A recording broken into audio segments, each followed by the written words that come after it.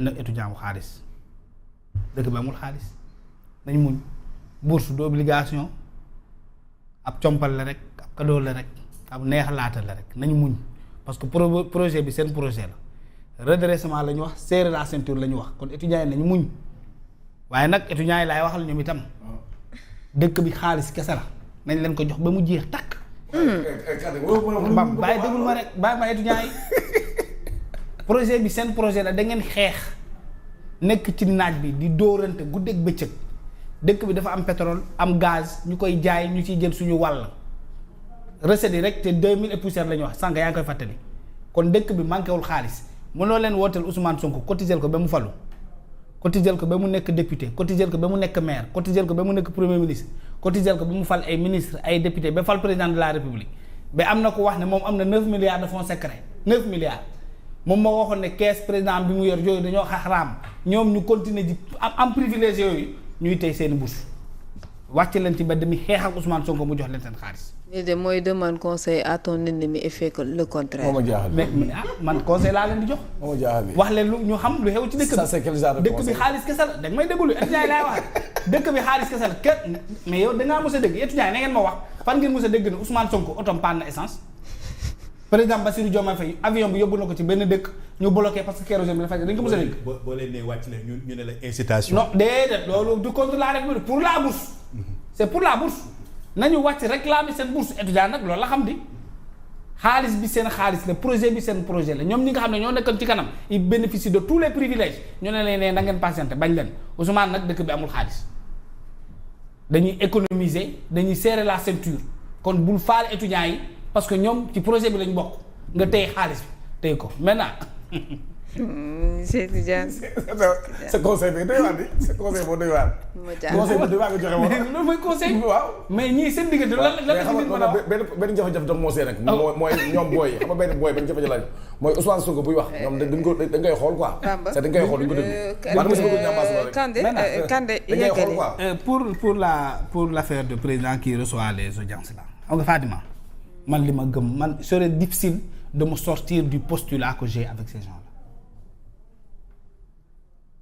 Président, s'il veut reprendre son courage, reprendre son prestige présidentiel, sa dignité du premier des Sénégalais, s'il veut le contrôler, gis nga audience yi moom la waroon a mujjee.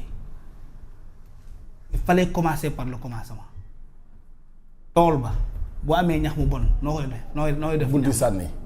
na buddi ñax mi sànni fële. il n'a qu'à attendre nag en des jours de soleil parce que ñax na boo ko buddee muy taw boo ñëwaatee fi nga ko sànni day saxaar dangay bàyyi ba mu tàng jër nga ñëw buddi ko teg na le.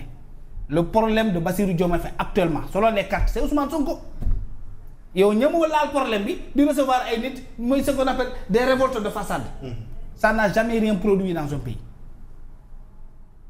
dem ci armée bi di photo ban njëriñ la am parce que Ousmane dajale na ay militants am yow nga woo militaires yi gendarme yi ñëpp wër la nga génne photo yi gën a rafet ngay njaar c'est pas ça la solution. Ce qui est dit dans ce pays-là, le premier ministre du Sénégal n'a plus sa place en conseil des ministres. Tant que Bassirou Diomaye Faye n'aura pas apporté la réponse qui sied, il reste complice de ce qui se passe dans ce pays-là. te du waree fam warul nekk sa taxawaayam loolu mooy la vérité.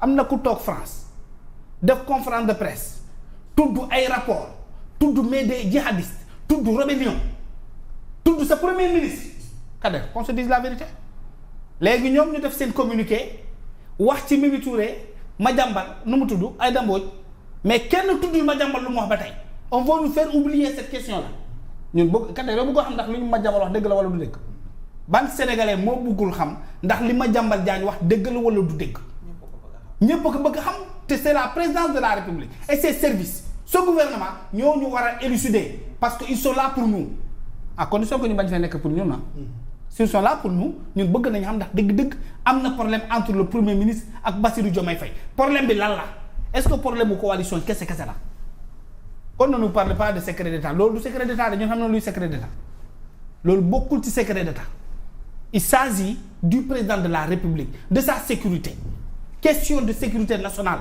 bëgg nañ xam lan la mais ñu occulter thèmes yooyu gis nga ils sont en train d'occulter tous ces sujets là qui sont les plus importants naan président waxtaan ak premier ministre dem na assemblée nationale lu ma jàmbal wax bu dee dëggal mais premier ministre n'a plus sa place en conseil des ministres. alors le ministre de l'éducation tombé ci émotion mën nañ ko wax ndax gis nañ ko mu ngi génn moom itam di wax peut-être tey conseil des ministres bi ni mu demee au moment où moom ci boppam gis na ne le secteur bi nga xamante ne moom lay occupé di secteur de l'éducation ñu ngi ci ay jafe-jafe ak les grèves yi nga xamante ne yenn yu bëri ñoom ñu ngi koy entamé. tu as fait un très bon constat. ñii dañ fi nekkalul askanu Sénégal c'est ça la vérité ñoom ñoo ngi ci seen i coalition seen i privilège kenn ku nekk yaa ngi wax joo xam ne dina neex waa ji wala mu neex président de la République Fatouma ça c'est triste pour le peuple sénégalais on ne mérite pas cela on ne mérite pas ces pratiques de ces derniers jours et tu as constaté que amul kenn kuy wax waxu réew mi kenn même tu sors des conseils des ministres on conseil des ministres au lieu que nga aborder le contenu de ce conseil des ministres mais yow yaa ngi wax ci ambiance neexoon na. alors un ministre d'État secteur bi nga nekk jaxasoo na ba toog ba mbokk ba mais attends nga naan neex na conseil des ministres bi tey dafa neex mais ni ko jógee tour de famille. mais Bamba tour de famille la nit di jógee ne tey suñu tour de famille ba neexoon na. waaw dëgg yàlla on parle de l'État conseil des ministres la crème de la crème du Sénégal. fu ñu dajee war a réfléchir sur les destinées de ce peuple. de ce pays pendant que ça grogne au sud. Ça pétarade au nord et à l'est du pays. On parle d'attentats à quelques 200 kilomètres de nos frontières. Ces sujets ne sont plus abordés. Et je vous assure, moi je ne sais pas est-ce que ce pays-là a la capacité de faire face à toutes ces crises que Bassirou Diomaye Faye a énuméré Bassirou Fofana a énuméré avec brio. dinaa ñëw ci yow dinañ ñëwaat ci yow léegi Cheikh Tidiane alors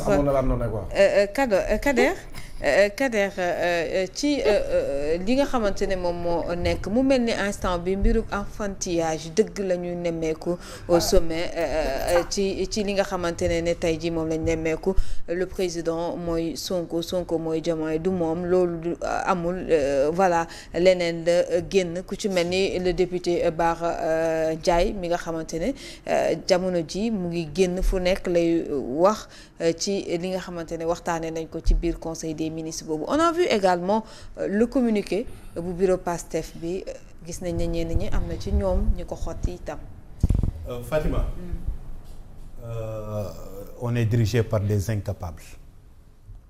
On est dirigé par malheureusement des gens ignorants yi nga xam ne xamuñu lan moom mooy secret d'état lan mooy état lan moom mooy pouvoir naka lañ koy gérer gis nga doole du fowukaay état du fowukaay pour plaire ay tierces personnes tax lu xew nga génn wax ko di nga wax ba wax musiba ñii xamuñu ci lu ñu yor ñii ay xale la ñu yor pouvoir di fow ak moom xamuñu dëggantaan ci lu ñu ne il faut vraiment quelqu'un pour leen mën a wax ni arrête les affaires de l'État nañ ko gérer dans la plus grande discrétion